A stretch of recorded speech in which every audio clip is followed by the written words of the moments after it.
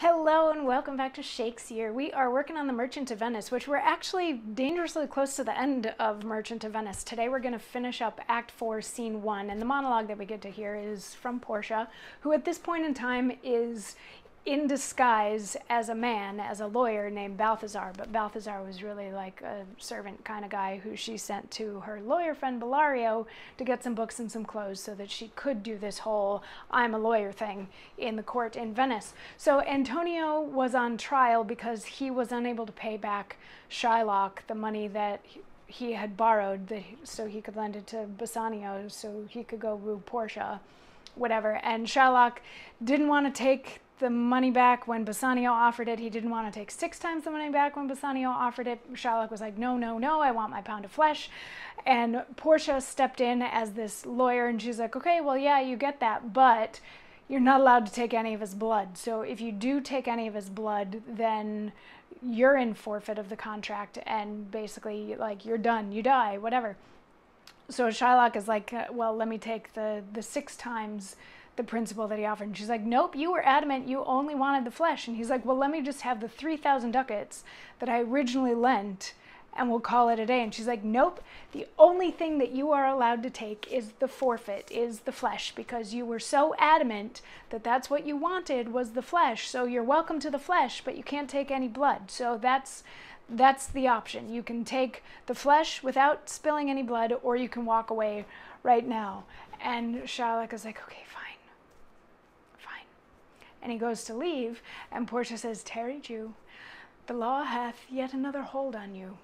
It is enacted in the laws of Venice, if it be proved against an alien, that by direct or indirect attempts he seek the life of any citizen, the party against the which he doth contrive shall seize 1/2 his goods.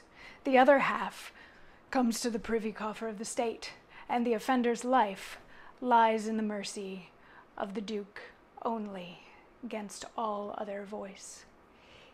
In which predicament I say thou standst, for it appears by manifest proceeding that indirectly and directly too thou hast contrived against the very life of the defendant, and thou hast incurred the danger formerly by me rehearsed.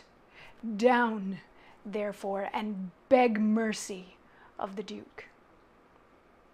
So Portia wasn't quite done yet. She had this one other little bit of law to pull out and slap down on the table, that being if anybody makes a plot to kill a Venetian citizen and is caught plotting to take the life of a Venetian citizen, the plotter's money is taken, and half of it goes to the person that they wanted to kill, and half of it goes to the state, and the plotter themselves is put to death. And she's like, the only person who can pardon the plotter's life is the Duke. So she's like, this seems to be the situation that you're in, because in wanting to take a pound of his flesh, you knew he was going to bleed out and die, so you were contriving to take his life. Therefore, half of your money goes to Antonio, half of your money goes to the state, and your only hope of saving yourself is to get down on your knees right now and beg the Duke to forgive you. And Graziano is all about this. He's like, haha, beg. And the Duke is like, no. He does. I'm going to pardon his life before he even says anything. I pardon his life. We'll take his goods, but his life is spared. And Shylock is like, but without my goods I have nothing. I'm a money lender. If I have no money to lend, you've taken my livelihood, so you might as well take my life. And Antonio at this point pipes up and says, I don't need his money. I don't need his goods, so the half that was coming to me, never mind that. But he has to set it up in a trust so that it will go to Jessica and Lorenzo when he dies, and he has to become a Christian. That's the only way that I'm going to forfeit the half of his goods that is due to me by law. And at this point, Shylock he's defeated in all ways. You know, he thought that he was going to get some revenge on his enemy Antonio, who had been so mean to him for so long, and instead he loses all of his money He doesn't get to be paid back. Nothing bad happens to Antonio. He has to renounce his faith and become Christian, and he has to set up a trust to give what's left of his money to his daughter who deserted him and her husband who's a Christian who he disagrees with. So a lot of people like to say that Shylock is the bad guy, but at this point in the play, I'm very much on his side and I'm very much empathetic for him.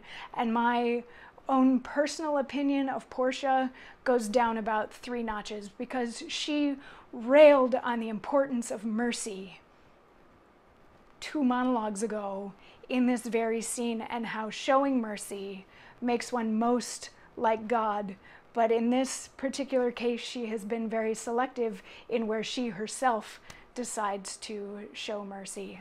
I appreciate the Duke showing mercy in saving Shylock's life, and I appreciate Antonio saying, no, the goods go in a trust, but I think that it's going a little bit too far to make him renounce his faith. And that could be the perception of looking at this play 400 years later, not in the same cultural context of when it was written, but it does seem a little extreme to me that Shylock has to lose everything here, including his faith. So that's where he is, and he says, okay, I'll sign whatever documents it is that you need me to sign, but I am not feeling very well right now, so I'm going to go home. Can somebody please just send the documents to my home? And they're like, yes, we will. And then, of course, everybody else who's left is all, huzzah, hooray, this is great. Antonio gets to live, and nobody had to lose any flesh, and everybody gets to keep their money except for Shylock, ha ha ha. And Bassanio and Graziano go to Portia, who's disguised as Balthazar, and they don't recognize her. And they're like, how can we repay you? Let us give you the 3,000 ducats, whatever. And she's like, no, I'm totally satisfied with being able to help. And they're like, no, we have to give you something.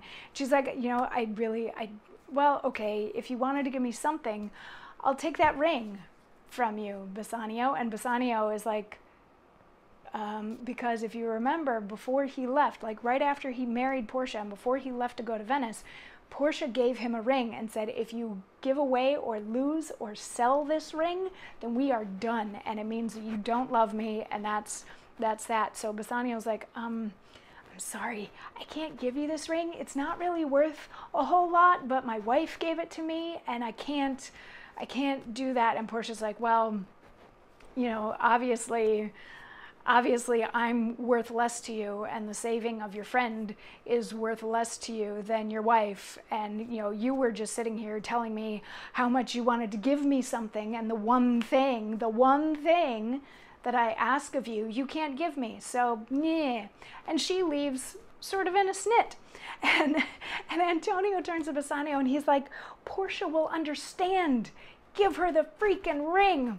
So after Portia and Nerissa have left, Bassanio takes the ring off, gives it to Graziano, and says, run after them and give Balthazar this ring. And then, so Graziano leaves to go do that.